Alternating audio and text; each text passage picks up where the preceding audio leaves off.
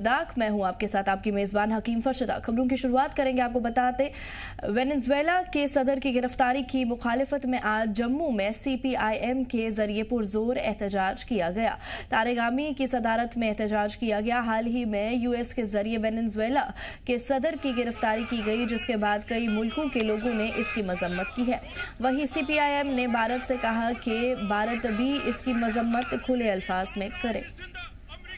आपको मालूम होगा कि ये पूरी दुनिया को आज मालूम है, अमेरिकन इंपीरियलिज्म ने नंगी जाहरियत का ऐलान किया है एक सॉवरेन कंट्री वेनेजुएला के खिलाफ। ये एक मामूली वाक़ा नहीं है, हमारी नज़रों में ये एक इंटरनेशनली ऐसी वारदात है, ऐसा वाक़ा है जिसकी मिसाल कम मिलती है रिसेंट हिस्ट्री में। एक सॉवरेन कंट्री वहां के इलेक्टेड प्रेसिडेंट को हथकड़ियां डालकर गिरफ्तार किया जाए, अभी ऐसी कहानी हमारे सामने इन द रिसेंट पास्ट नजर नहीं आई है। माता Vaishno Devi medical college seat तनाज़े को लेकर संघर्ष समिति की यूथ विंग ने सिविल सेक्रेटेरिएट के बाहर पुरजोर एहतजाज किया। मुजाहिरीन ने उमर सरकार और एजुकेशन मिनिस्टर सकीना इत्तू को आधे हाथ लेते हुए कहा कि माता वैष्णो देवी यूनिवर्सिटी में भर्ती करने वाली एजेंसी कैसे 2 दिन के अंदर कश्मीर के 2 जिलों के स्टूडेंट्स का इंतखाब कर सकती है। समिति के लोगों ने मेडिकल कॉलेज एडमिशन प्रोसेस में साजिश का इल्जाम लगाया। वहीं मुजाहिरीन ने सिविल सेक्रेटेरिएट के बाहर बैठकर हनुमान चालीसा का पाठ भी किया। संघर्ष समिति की यूथ यूनिट के एहतजाज को देखते हुए पुलिस ने कई लेयर्स की सिक्योरिटी कायम की ताकि कोई भी नौजवान एहतजाज के दौरान सिविल सेक्रेटेरिएट के अंदर दाखिल ना हो पाए। देखिए, आज जो हमारा प्रदर्शन है वो हमारे चीफ मिनिस्टर उमर अब्दुल्ला और जो हमारी एजुकेशन मिनिस्टर है सकीना इत्तू के खिलाफ है, क्योंकि जो एजेंसी है जो इन बच्चों को रिक्रूट करती है वो बोपी है, और बोपी को इतनी कौन सी जल्दबाजी थी कि 2 दिन में पर्टिकुलर उसमें 2 ही डिस्ट्रिक्ट के लोग हैं कश्मीर के, जो मेरे को लगता है इसमें बहुत बड़ा गफला है, और इसलिए उनके खिलाफ हमारा आज विरोध प्रदर्शन है। और हम युवा आज सारे आए हैं और सामूहिक रूप से यहाँ हनुमान चालीसा का पाठ कर रहे हैं कि उन लोगों को सद्बुद्धि दे जो ऐसे उल्टे सीधे बयान देते हैं। श्री माता वैष्णो देवी मेडिकल कॉलेज में जिस तरह से 42 कश्मीर के स्टूडेंट्स को सीट्स मिली थी, उसके बाद से ही लगातार जम्मू में उबाल देखने को नजर आया, जिसके बाद संघर्ष समिति का गठन किया गया। संघर्ष समिति लगातार समय समय पर प्रदर्शन कर रही है। जिला स्तर पर भी प्रदर्शन हुए और उसके अलावा लोक भवन के बाहर भी एक बहुत बड़ा प्रदर्शन पिछले कुछ दिन पहले देखने को मिला था। वहीं आज संघर्ष समिति के युवा विंग है वो सिविल सचिवालय का घेराव कर रही है, और घेराव करने के लिए यहाँ पर इन्होंने अपना यहाँ पर धरना प्रदर्शन भी शुरू कर दिया है। साथ ही साथ यहाँ पर किसी भी तरह की लॉ एंड ऑर्डर की सिचुएशन खराब ना हो, इसको देखते हुए पुलिस ने यहाँ पर मल्टी लेयर सिक्योरिटी जो डिप्लॉय कर दिया है। मेरे पीछे अगर आप देखेंगे आपको जम्मू कश्मीर पुलिस के जवान नजर आएंगे बैरिकेड के जो आगे खड़े हैं। ठीक उसके पीछे जो है वो ITBP के जवान हैं जो कि इनर लेयर जो है उसकी प्रोटेक्शन कर रहे हैं। साथ ही साथ अंदर जो है वो कंटीले तार भी लगाए हैं। उसके पीछे एक और बैरिकेडिंग है, वहाँ भी पुलिसकर्मी और पैरामिलिट्री फोर्स तैनात है। आपको बताऊँ कि जिस तरह से पिछली बार लोक भवन के बाहर प्रदर्शन हुआ था, कुछ छात्र जो हैं वो बेहोश भी हो गए थे, पुलिस के साथ उनकी भारी धक्का मुक्की हुई थी। उसके बाद आज कहीं ना कहीं जम्मू पुलिस ने इसका संज्ञान लेते हुए यहाँ पर पहले से ही भारी डिप्लॉयमेंट जो है वो करने का निर्णय लिया, और जिस तरह से डिप्लॉयमेंट की गई है, अगर किसी भी तरह की लॉ एंड ऑर्डर की सिचुएशन खराब होती है तो उसको लेकर यहाँ पर महिला पुरुष और जो मेल पुरुष हैं जवान हैं उन सब की तैनाती की गई है। जो सीनियर अधिकारी जो हैं यहाँ पर वो भी पुलिस के यहाँ पर मौजूद हैं भारी संख्या में, और खुद जो SP नॉर्थ हैं वो भी यहाँ पर हैं। साथ ही साथ अगर हम महिला पुलिस जवानों की बात करें वो भी यहाँ पर हैं। सबकी यही कोशिश है कि संघर्ष की समिति की युवा विंग है अगर वो प्रदर्शन कर रही है तो बिल्कुल शांतिपूर्वक तरीके से करे, किसी भी तरह से लॉ एंड ऑर्डर की सिचुएशन खराब ना हो। अगर खराब होती हुई नजर आएगी तो यही पुलिस के जवान जो है कहीं ना कहीं सिचुएशन संभालते हुए नजर भी आएंगे। ओवरऑल संघर्ष समिति यही चाहती है कि श्री माता वैष्णो देवी मेडिकल कॉलेज जो है या तो इसकी एफिलिएशन को कैंसिल किया जाए, या तो फिर अगर इस कॉलेज को कंटिन्यू रखना है तो इसका इंफ्रास्ट्रक्चर बिल्कुल सही से तैयार होना चाहिए। साथ ही साथ यहाँ पर रिजर्वेशन हिंदुओं को मिलना चाहिए, क्योंकि श्री माता वैष्णो देवी श्राइन बोर्ड के जरिए इस यूनिवर्सिटी का निर्माण हुआ है, और अगर यहाँ पर बच्चों को पढ़ाने का अधिकार दिया जाता है तो उसमें सबसे पहले हिंदुओं को अधिकार दिया जाना चाहिए। जी, जम्मू कश्मीर लद्दाख के लिए जम्मू से पटियाला की रिपोर्ट। माता Vaishno Devi medical institute of excellence में सीट तनाजे को लेकर एहतजाज का सिलसिला जारी है। जम्मू में राष्ट्रीय बजरंग दल ने इसे लेकर मेडिकल कॉलेज के डायरेक्टर का पुतला जलाया। मुजाहिरीन का कहना है कि मेडिकल कॉलेज की ज्यादा सीटों पर अक्सरियाती फिरके के तलबा को दाखिला मिलना चाहिए। एनसी का कोई भी बोलने वाला नहीं है इसके ऊपर, क्योंकि एनसी इसके ऊपर बोलना ही नहीं चाहती। उनके मुख्यमंत्री बोल चुके हैं, वो तो हिंदू मुस्लिम की जो है वो उनको डिवाइड कर चुके हैं। वो कश्मीर के अंदर ऐसा लगा कि जिस प्रकार से वो कश्मीर के मुख्यमंत्री हैं, जम्मू के है ही नहीं, इस प्रकार की स्टेटमेंट उन्होंने दी है और उन्होंने जम्मू के बच्चों को नालायक बताया। तो उनके ऊपर क्या बोलूं, जो खुद ही इस प्रकार की भाषा का उपयोग कर रहे हैं, उसके बारे में हम क्या कह सकते हैं। लेकिन हमारा मुद्दा जो है वो श्री माता वैष्णो देवी मेडिकल कॉलेज है और श्री माता वैष्णो देवी मेडिकल कॉलेज जो है वो श्राइन बोर्ड के अधीन है और वो यूनिवर्सिटी के अधीन भी नहीं है। तो हमारी मांग है कि जल्द से जल्द मेडिकल कॉलेज को जो बंद कर देना चाहिए और क्यों इतनी जल्दी में जो है इस मेडिकल कॉलेज को खोला गया, इसकी भी जांच होनी चाहिए। तफसीलात के लिए हमारे साथ हमारे नुमाइंदे ख्वाहिश पतियात जम्मू से जुड़ चुके हैं। ख्वाहिश जानना चाहेंगे माता वैष्णो देवी सीट तनाजा असल में किस बात पर है और इसका हल क्या हो सकता है। वहीं राष्ट्रीय बजरंग दल ने पुतला जलाने का एहतजाज क्यों किया और उनके बुनियादी मुतालिबात क्या कुछ है, तफसीलन बताइए। बिल्कुल, आपको मैं बता दूं कि माता Vaishno Devi excellence medical college का निर्माण हुआ था और उस निर्माण में यहाँ पर पहली बार जो है यहाँ पर 50 सीटें जो है वो आवंटित की गई थी मेरिट बेसिस पे। इसके बाद जो भी है यहाँ पे एजेंसी जो है जम्मू कश्मीर सरकार के अंतर्गत जो आती है वो बच्चों को यहाँ पर मेडिकल कॉलेज में जो है वो उनकी सीट जो है रेफर करती है। ऐसे में 50 में से 42 सीटें जो है वो कश्मीर के बच्चों को मिल गई। उसके अलावा 7 सीटें जो है वो जम्मू के बच्चों को मिली और एक सीट जो है उसमें सिख कम्युनिटी के बच्चों को मिली है। तो ऐसे में जब ये बात सामने आई तो इसको लेकर नाराजगी बढ़ना शुरू हुई, प्रोटेस्ट होना शुरू हुए, लगातार इसके खिलाफ खाली गई और एक संघर्ष समिति का गठन किया गया। संघर्ष समिति में कई सारे वरिष्ठ लोग हैं जिसमें कि आपको बताऊं कि सेना से रिटायर्ड अधिकारी भी हैं, उसके अलावा और कई जो जाने माने लोग हैं। लगातार इसको लेकर प्रदर्शन होता रहा। मांग ये की गई कि पहली बात तो ये है कि श्राइन बोर्ड जो कि माता वैष्णो देवी में आए हुए श्रद्धालुओं के डोनेशन से बोर्ड है वो इसमें इस पैसे का इस्तेमाल करता है अलग अलग जगहों पर। तो अगर हिंदुओं के डोनेशन से अगर आप कोई इंस्टीट्यूशन बना रहे हैं तो उसमें रिजर्वेशन का हिंदुओं को बेनिफिट मिलना चाहिए, वो नहीं मिल रहा था। उसको लेकर आवाज बुलंद की थी। साथ ही साथ आप यहाँ पर ये मांग की जा रही है जी पूरे मेडिकल कॉलेज को जो है इसकी रजिस्ट्रेशन जो है कैंसिल किया जाए और यहाँ पर पहले ये कहा गया था इसको लेकर स्कूल बना दिया जाए। लेकिन अब मांग की जा रही है कि यहाँ पर किसी भी तरह का मेडिकल कॉलेज होना ही नहीं चाहिए अगर इस तरह का यहाँ पर भेदभाव होता रहेगा। तो इसको लेकर अलग अलग समय पर विरोध प्रदर्शन देखने को सामने आए।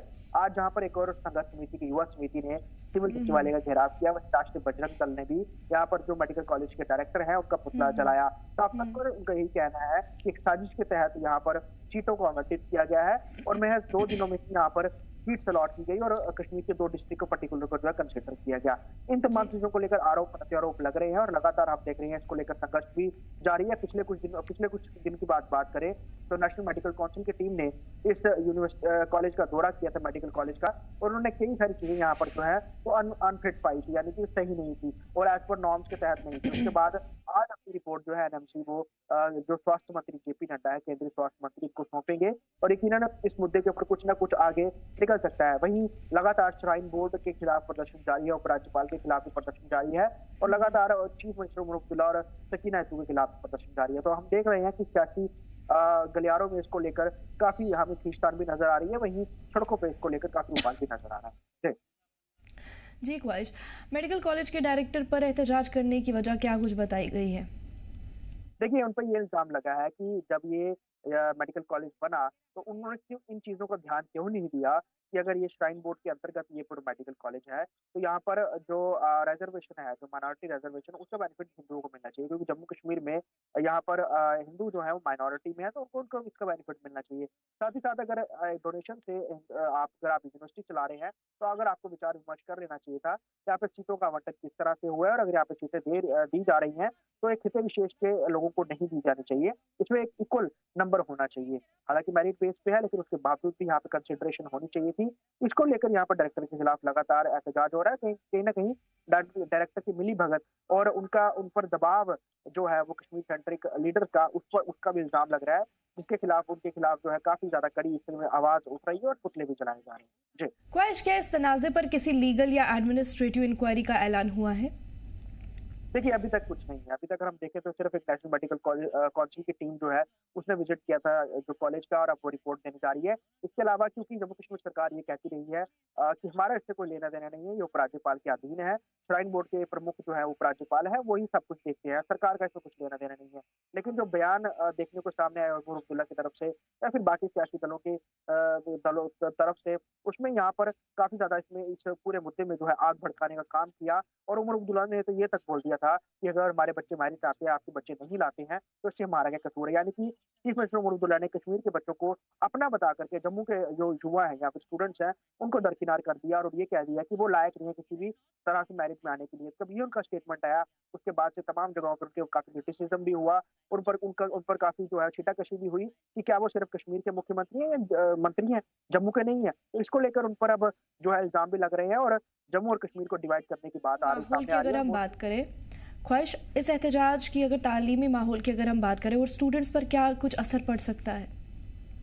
देखिए, स्टूडेंट्स जो मेरिट बेस्ड में हैं, यकीनन उनके यहाँ पर जिनको ये सीट्स अलॉट हुई हैं उनके लिए मुश्किलात है, लेकिन मोर ओवर ये माना जा रहा है कि यहाँ पर इनको जो है दूसरे कॉलेज में शिफ्ट कर दिया जाएगा और एनएमसी की रिपोर्ट के आने के बाद हो सकता है कि इसका जो रजिस्ट्रेशन है, एफिलिएशन है, वो कैंसिल कर दी जाए। तो यकीनन फिर जो बच्चे हैं उनको दूसरे कॉलेजेस में यहाँ पे शिफ्ट कर दिया जाएगा। यहाँ पे बहुत सारे मेडिकल कॉलेजेस हैं, इवन एम्स जैसा इंस्टीट्यूशन भी है, तो उनको वहाँ पे शिफ्ट किया जा सकता है। और वैसी ही मांग यहाँ पर लगातार लोग कर भी रहे हैं कि अगर आपको लग रहा है कि ये विवादित है, पूरा विवाद इस पर खड़ा हुआ है, तो अब इसकी एफिलिएशन कैंसिल कर दीजिए, आपको मेडिकल कॉलेज को रहने ही नहीं दीजिए। और जरूरत क्या है, ऑलरेडी श्राइन बोर्ड के अंतर्गत चलने वाला नारायणा हॉस्पिटल है, वो इतने लॉस में चल रहा था कि श्राइन बोर्ड को 80 करोड़ रुपए उसके लॉस पूरे करने के लिए वहां पर देना पड़ा। इस तरह की बातें भी सामने आई। तो यकीनन जब ये मेडिकल कॉलेज सामने आएगा तो कितना प्रॉफिटेबिलिटी ये अपने जो है वो शो करेगा, ये फिर सवाल अभी से उठना शुरू हो गए हैं।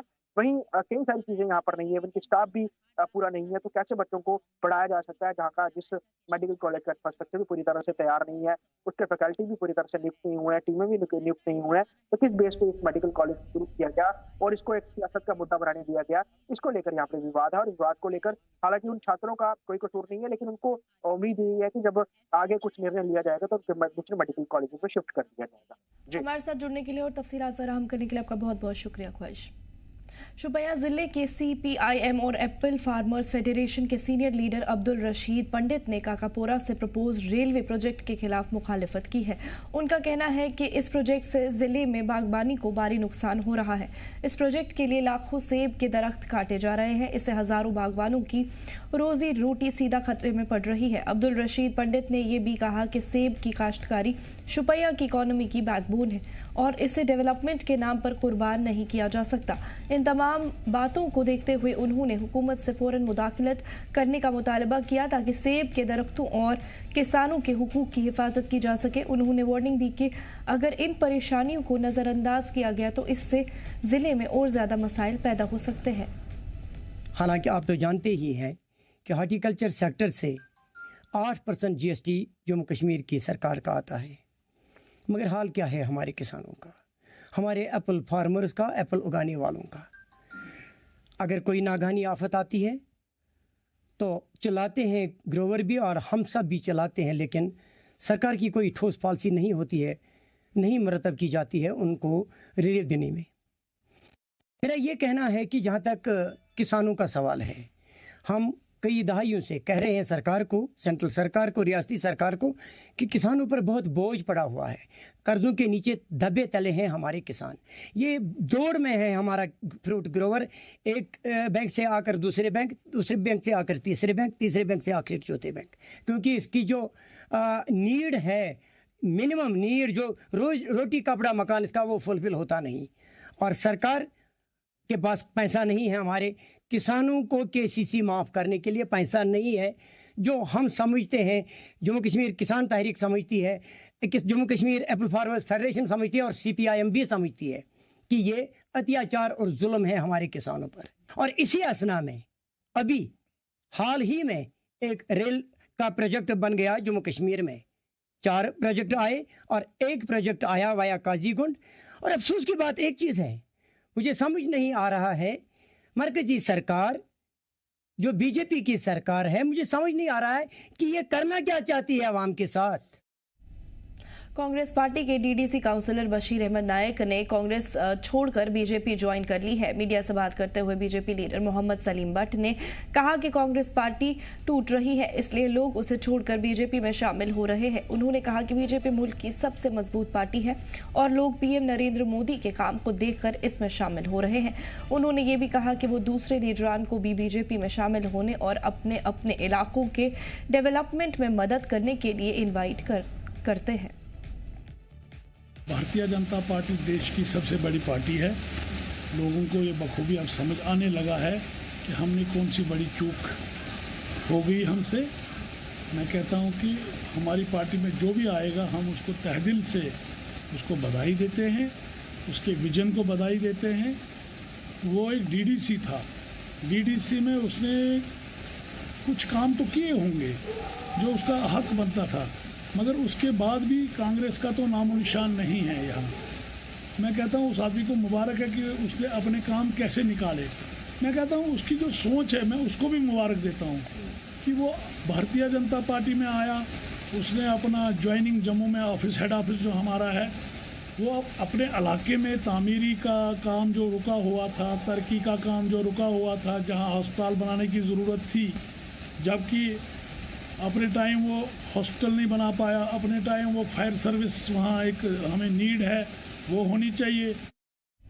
बढ़ते पोल्यूशन और बैन पॉलीथीन के इस्तेमाल एनवायरनमेंट बैलेंस के लिए एक बड़ा खतरा है। इस बीच जी जम्मू कश्मीर लद्दाख की टीम ने एक्सपर्ट्स से खास बातचीत की है। उनका कहना है कि बैन पॉलीथीन का बढ़ता इस्तेमाल एनवायरनमेंट और वाटर बॉडीज के लिए एक बड़ा खतरा है, जो मिट्टी, हवा और पानी की क्वालिटी को नुकसान पहुंचाता है। कई सालों से कश्मीर वादी में बारिश की कमी हो रही है और हर साल बर्फबारी भी काफ़ी देर से होती है, जिसका असर आबो हवा पर पड़ता है और एग्रीकल्चर और बागबानी एक्टिविटीज़ पर भी असर होता है। मकामी लोगों से बात करने पर उन्होंने कहा कि लोगों के साथ साथ इंतज़ामिया को भी एहतियाती कदम उठाने चाहिए और माहौलियात के तई पॉजिटिव रवैया अपनाना चाहिए। देख सकते हो कि हर जगह अगर आप नदी नालों पर भी जाओगे कि हर जगह पॉलिथीन का एक बहुत बड़ा अंबार है। लोगों की बदकिस्मती ये है कि लोगों के घरों से जो भी कोई कचरा निकलता है, चाहे पॉलिथीन है कोई भी, वो हर कोई नदी में डालने की कोशिश करे। मुझे समझ में नहीं आ रहा लोगों के पास कब सेंस आएगा। ये हमारी माहौलत है, हमें इसी कश्मीर में रहना है, इधर ही रहना है, जीना है, मरना है, फिर भी हम उसी जो हमारा सरमाया है उसी को हम आलूदा करते हैं। लोगों को सोचना चाहिए कि हमें क्या करना। अगर घर से कोई डस्ट निकलता है उसे 2 या 3 दिन के बाद अगर घर के बाहर भी जला सकता है तो वो खत्म हो जाएगा। लेकिन हर जगह अगर आप सखनाग की बात देखोगे या किसी भी नदी नाले की तरफ ध्यान दोगे, आप हजारों टनों की तादाद में आप देखोगे कि सारा कचरा सिर्फ नदी नालों में डाला होगा। यहाँ तक कि म्युनिसिपैलिटी एरियाज में अगर जहां कहीं भी डंपिंग साइट है वो आप नदी नालों के पास ही देखोगे। ये बदकिस्मती है, लेकिन इसके जिम्मेदार यहाँ के अफसरान, यहाँ के आम लोग, आम शहरी, हर कोई इसमें मुलव्वस है। यहाँ पे कोई एक फर्द इसमें मुलव्वस नहीं है, हर कोई। लगातार बढ़ती माहौल में आलूदगी की वजह से कहीं ना कहीं जम्मू कश्मीर के मौसम में असर देखने को मिल रहा है। आज हमने जिला बड़गाम में लोगों से बात की और उन्होंने कहा कि जो वाटर बॉडीज के आसपास पॉलीथीन का अंबार देखने को मिल रहा है, ये कहीं ना कहीं हमारी माहौल को आलूदा कर रहा है और साथ साथ में जो पीने का पानी है उसमें भी दिक्कतें पेश कर रहा है। मकामी लोगों ने कहा कि इंतजामिया को लेकर साथ साथ जो है तमाम लोगों को माहौल के तई पॉजिटिव अप्रोच दिखाना चाहिए, तभी जो है हम सस्टेनेबल एनवायरनमेंट में जी सकते हैं। तभी जो है जब जरूरत होगी बारिश की, बारिश होगी, और जब बर्फ की जरूरत होगी उस वक्त बर्फ होगी। पिछले कई सालों से मुसलसल हम देख रहे हैं कि जम्मू कश्मीर की वादी में लेट बर्फबारी हो रही है, जिसकी वजह से यहाँ पर एग्रीकल्चर और हॉर्टिकल्चर पे भी काफी असर देखने को मिलता है। मजीद क्या कुछ कहना है लोगों का इस सिलसिले में, इस रिपोर्ट में देखते हैं। जिला बड़गाम से मैं जी जम्मू कश्मीर लद्दाख के लिए नूर लमी। पुलवामा और शुपियां जिलों में ट्रैफिक कवानीन की खिलाफ वर्जी करने वालों पर कानून के मुताबिक कार्रवाई की जाएगी ताकि ट्रैफिक कवानीन और सिक्योरिटी मेजर्स को मुकम्मल तौर पर नाफिज किया जा सके और ट्रैफिक हादसात को कम किया जा सके। रोड सेफ्टी और अवेयरनेस के नए कदम के तहत हेल्पिंग फाउंडेशन ने ट्रैफिक पुलिस की मदद से पुलवामा के सर्कुलर रोड पर हेलमेट डिस्ट्रीब्यूशन कैंपेन और बेदारी प्रोग्राम मुनक्किद किया। पुलवामा शुपियां में डीएसपी ट्रैफिक मुश्ताक अहमद ने फाउंडेशन के वाइस प्रेसिडेंट सुहेब अहमद और चेयरमैन वहीद मोहिद्दीन के साथ मिलकर बेदारी मुहिम और हेलमेट डिस्ट्रीब्यूशन प्रोग्राम की निगरानी की। प्रोग्राम के दौरान तकरीबन 20 हेलमेट बांटे गए और उन लोगों को तारीफी सनद और मेडल दिए गए जो गाड़ी चलाते वक्त ट्रैफिक कवानीन पर अमल कर रहे थे। की तरफ से यहाँ पे लोगों को हेलमेट दी गई और सर्टिफिकेट अप्रिसिएशन दी गई, क्योंकि ये सब लोग जानते हैं कि आज का जो ये महीना है ये रोड अवेयरनेस का महीना है। इस महीने में लोगों को जागरूक करना है कि अगर आप रोड पे चलोगे, आप गाड़ी चलाओगे तो कैसे चलाओगे। उसी कड़ी को मदद रखते हुए ये नया कदम फाउंडेशन ने एक यहाँ पर प्रोग्राम ऑर्गेनाइज किया है, जिसमें उन्होंने देखा कि जिसको हेलमेट नहीं लगी थी लेकिन उसके पास वैलिड लाइसेंस थी, उसको उन्होंने डिस्ट्रीब्यूट कर दिए हेलमेट्स, और जिस गाड़ी वाले को सीट बेल्ट लगा हुआ है वो सब उसको बेसिक फॉर्मेलिटीज थी, तो उसको उन्होंने एक एप्रिसिएशन दे दी और एक मेडल दे दिया। रोड अवेयरनेस के लिए एक प्रोग्राम रखा था नया कदम हेल्पिंग फाउंडेशन के, जिसके मैं वाइस प्रेसिडेंट हूँ। इसमें हमने कुछ हेलमेट डिस्ट्रीब्यूट किए और जो उसके पास पूरे डॉक्यूमेंट्स थे उनके लिए हमने एक सर्टिफिकेट और एक मेडल का रखा था। हमने देखना था कि आज ज़्यादातर एक्सीडेंट होते हैं, बाइक वालों के पास हेलमेट भी नहीं होते, इसलिए उनका बैड में डेथ होती है, इसलिए हमने कुछ हेलमेट डिस्ट्रीब्यूट किए जिसका जान बच जाए। इस बुलेटिन में फिलहाल इतना ही। आप देखते रहिए जी जम्मू कश्मीर।